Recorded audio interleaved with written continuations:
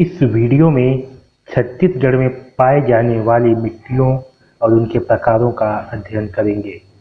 तो चलिए स्टार्ट करते हैं। छत्तीसगढ़ में 6 प्रकार की मिट्टियाँ पाई जाती है। पहला लाल पीली मिट्टी, दूसरा लाल बलुई मिट्टी और तीसरा लाल दोमट मिट्टी, चौथा लेटेराइट मिट्टी जिसे मुर्मी मिट्टी भी कहते हैं, पांचवा काली मिट्टी जिसे कन्हार मिट्टी भी कहा जाता है और छठवां है डोरसा मिट्टी। चलिए इन मिट्टियों का विस्तार से अध्ययन करते हैं। सबसे पहले लाल पीली मिट्टी, इसे मटासी मिट्टी भी कहते हैं। लाल पीली मिट्टी में लाल रंग फेरिक ऑक्साइड Fe2O3 के कारण होती है लाल रंग।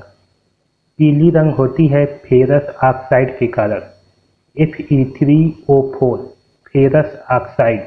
इस कारण से इस मिट्टी में फेरिक ऑक्साइड व फेरस ऑक्साइड पाया जाता है, जिसकी वजह से मिट्टी का रंग लाल पीली होता है। 50 से 60% भूभाग में विस्तार है लाल पीली मिट्टी का छत्तीसगढ़ में। गोंडवाना व कडप्पा क्रम के अपरदन से तैयार होती है लाल पीली मिट्टी। चूना की प्रधानता होती है इस मिट्टी में, इसलिए यह लाल पीली मिट्टी धान की खेती के लिए उपयुक्त होती है। जल धारण क्षमता कम होती है लाल पीली मिट्टी की, इसकी प्रकृति अम्लीय होती है। लाल पीली मिट्टी का विस्तार पूर्वी बघेलखंड का पठार और महानदी बेसिन, जिसे छत्तीसगढ़ का मैदान भी कहते हैं, इस क्षेत्र में है लाल पीली मिट्टी का विस्तार। फसलें, इस मिट्टी में धान, अलसी, ज्वार इत्यादि की फसलें ली जाती है। अब देखते हैं लाल बलुई मिट्टी को, जिसे लाल रेतीली मिट्टी भी कहते हैं। यह मिट्टी बस्तर के पठार में पाया जाता है। छत्तीसगढ़ के भूभाग का 20% में विस्तार है लाल बलुई मिट्टी का। इसकी प्रकृति भी अम्लीय होती है। जल धारण क्षमता इसमें भी कम होती है।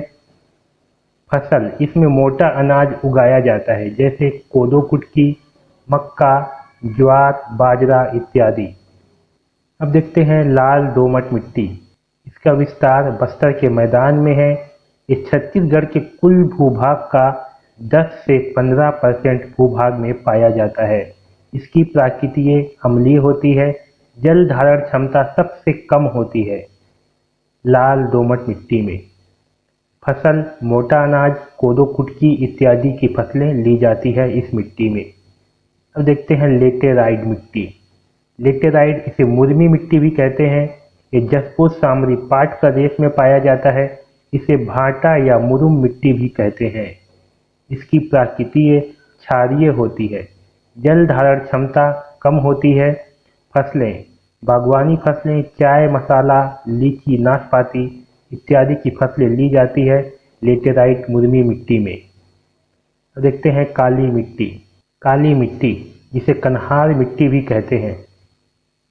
काली मिट्टी को कन्हार, रेगून या भर्री मिट्टी के नाम से भी जाना जाता है। इसे याद रखिए, ये बहुत ही इम्पोर्टेंट प्रश्न है, यहाँ से पूछा जाता है। कन्हार या भर्री मिट्टी के नाम से भी जाना जाता है काली मिट्टी। इसका निर्माण डक्कन ट्रैप से होता है। काली मिट्टी का निर्माण काला रंग फेरिक टाइटेनियम के कारण होता है। काला रंग, लौह तत्व और एल्यूमीनियम पाए जाते हैं। कृषि के लिए सर्वाधिक उपयुक्त होती है काली मिट्टी।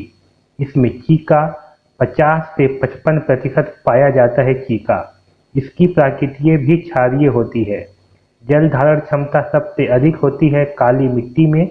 इसका विस्तार मैकल पर्वत श्रेणी, रायगढ़, महासमुंद, गरियाबंद, कवर्धा, राजनांदगांव, मुंगेली जिलों में है इसका विस्तार।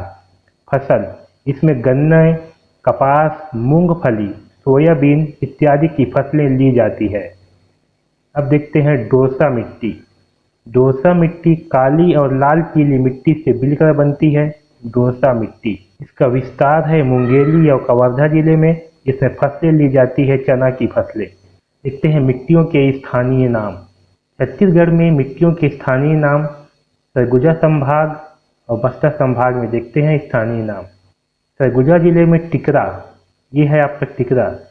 जो भूभाग थोड़ा ऊपर उठा रहता है उसे टिकरा कहते हैं सरगुजा संभाग में, और बस्तर संभाग में इसे मरहान कहा जाता है।